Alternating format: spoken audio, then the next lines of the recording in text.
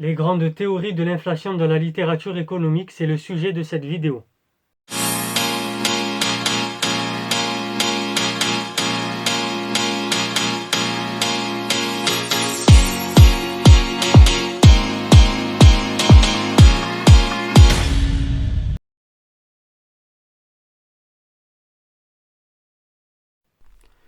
Bonjour à toutes et tous, citoyens éclairés, salam alaikum, welcome, on a qu'est-ce, j'espère que vous allez bien. Comme je vous l'ai dit en introduction, cette vidéo est consacrée aux grandes théories de l'inflation dans la littérature économique. Nous allons d'abord présenter les différents auteurs, les différentes approches, puis nous allons nous intéresser dans cette vidéo à la théorie quantitative de la monnaie, c'est-à-dire l'inflation par la monnaie. Les premiers économistes qui se sont penchés sur les causes de la hausse des prix furent tentés par l'explication monétariste. Ce fut le cas de Jean Bodin au XVIe siècle, qui attribua l'afflux d'or et d'argent en provenance d'Amérique, à l'époque des grandes découvertes, la cherté de toute chose. Bien que Jean Bodin n'ait pas limité son analyse au rôle de la monnaie en elle-même. Au XVIIe et au XVIIIe siècle, plusieurs économistes se sont penchés sur le sujet. William Petty, John Locke et David Hume, puis David Ricardo au début du XIXe, ont systématisé l'explication des variations du niveau des prix par celle de la masse monétaire. Dans sa fable célèbre, David Hume indiquait en effet que si la quantité de monnaie miraculeusement doublée pendant la nuit, l'ensemble des prix serait multiplié par 2 le lendemain. Ensuite, David Ricardo a évoqué la valeur globale des marchandises à échanger. Il disait que la valeur globale des marchandises à échanger est déterminée par le stock du métal disponible. La hausse des prix ne peut provenir que d'une augmentation du stock ou de la multiplication des moyens de paiement représentant chacun un poids réduit d'or ou d'argent. Dans le premier cas, la hausse du prix des marchandises réduit le pouvoir d'achat d'une monnaie surabondante, alors que dans le second cas, la dépréciation des espèces sanctionne le fait qu'elles représentent un équivalent d'or inférieur avant cette masse monétaire introduite. Donc, ces analyses conduisent à l'une des formalisations les plus courantes des mécanismes inflationnistes, qu'on appelle en économie la théorie quantitative de la monnaie, qui sous diverses formes au fil des siècles s'est imposée comme un pilier des théories de l'inflation.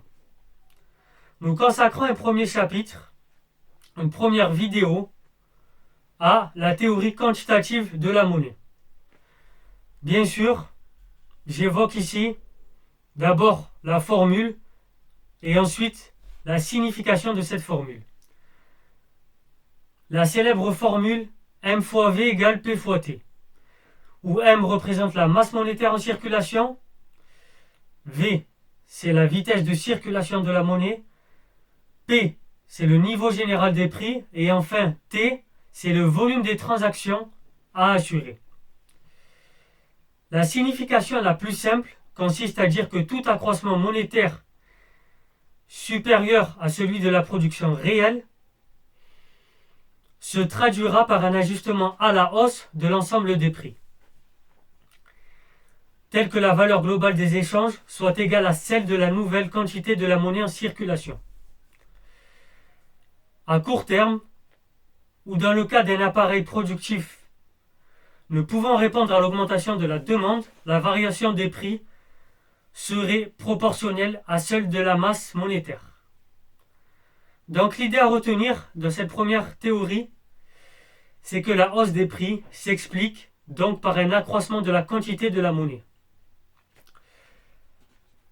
Cette approche, en fait, elle repose sur deux postulats qu'on va prendre le temps d'évoquer et d'expliquer. Je mettrai mes fiches comme d'habitude sur le site internet dès qu'il sera opérationnel.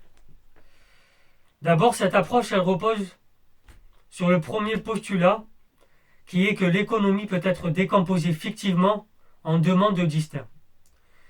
D'une part, celui où s'effectue la production et où se déterminent les prix, relatif des marchandises et les revenus des différentes catégories d'agents qu'on appelle donc l'économie réelle. Et d'autre part, celui des phénomènes monétaires. Selon cette analyse de la théorie quantitative de la monnaie, ici on a une vision dichotomique. Comme disait Jean-Baptiste C, la monnaie n'est qu'un voile venant recouvrir le monde de l'économie réelle, fonctionnant comme si la monnaie n'existait pas. C'est l'idée de la neutralité de la monnaie. Il faut bien ressortir ça dans vos dissertes ou à l'oral. La neutralité de la monnaie. Le second postulat est que l'offre et la demande de monnaie dépendent de facteurs distincts, voire qu'il n'existe pas de véritable demande de monnaie pour elle-même. Celle-ci est en fait demandée que pour être immédiatement transformée en demande de biens ou de services réels. S'il en était autrement, en effet, la création monétaire pourrait n'être que la conséquence du besoin en moyens de paiement de la communauté, et les facteurs monétaires perdraient leur pouvoir explicatif du mouvement des prix en devenant au contraire une conséquence et non une cause de ces derniers, donc des prix. Pour donner à la monnaie un rôle propre et déterminant de la formulation des prix nominaux, force est donc de considérer qu'il existe une offre de monnaie qui est fonction soit d'événements aléatoires.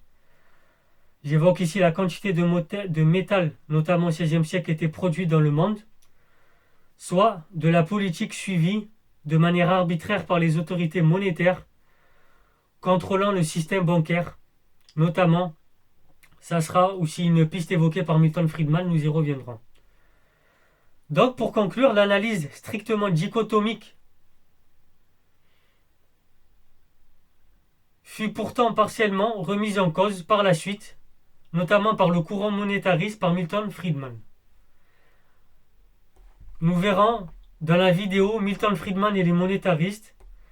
On verra rapidement l'école de Cambridge avec l'équation de Cambridge et les travaux d'Alfred Marshall. Mais Alfred Marshall, ça reste aussi une approche quantitativiste de la monnaie, en ce sens que c'est toujours l'importance de la masse monétaire, selon eux, qui détermine la valeur du revenu national.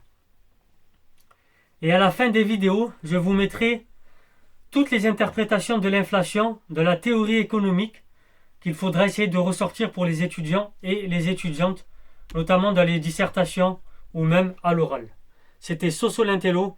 Comme d'habitude, si ça t'a plu, un petit pouce bleu, parle-en autour de toi.